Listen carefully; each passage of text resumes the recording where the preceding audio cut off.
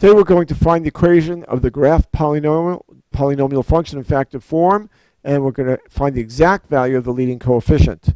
So the first thing we should do is examine the zeros, and we should notice that there's a 0 at -2, and since it is tangent to the x-axis, that tells us there's a double zero, a double root, or what's called a multiplicity of 2.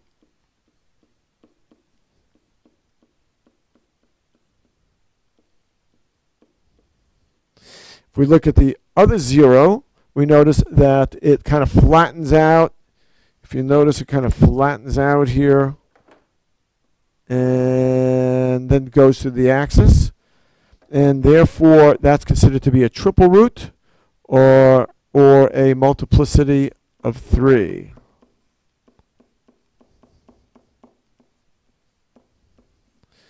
And now we should be able to write our function. So let's start. Y equals, we don't know what the leading coefficient is, so we'll put A. And now we know that there's a root at -2, so that gives us x plus 2. Since it's a multiplicity of 2, it's to the second power. And then we have another root at x equals 1, which means we have an x minus 1 factor. And it's a multiplicity of 3, so the exponent is 3. The next step is to find the leading coefficient, and the only way we can do that is if we know another point on the graph. So we select 1. How about at -1, 4? So all we have to do now is substitute into our equation, and we should be able to find the value of A. So at -1, 4, y is equal to 4. And A is equal to -1.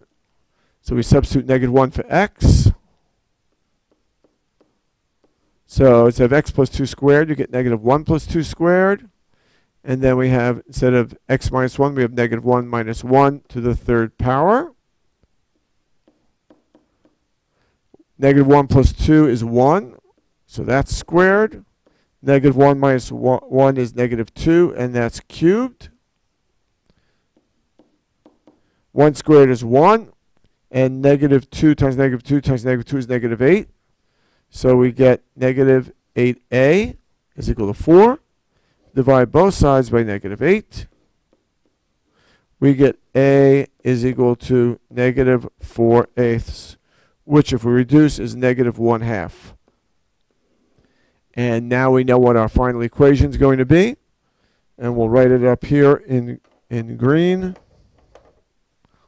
We get y equals -1/2 times x plus 2 squared times x minus 1 cubed. And that is our answer.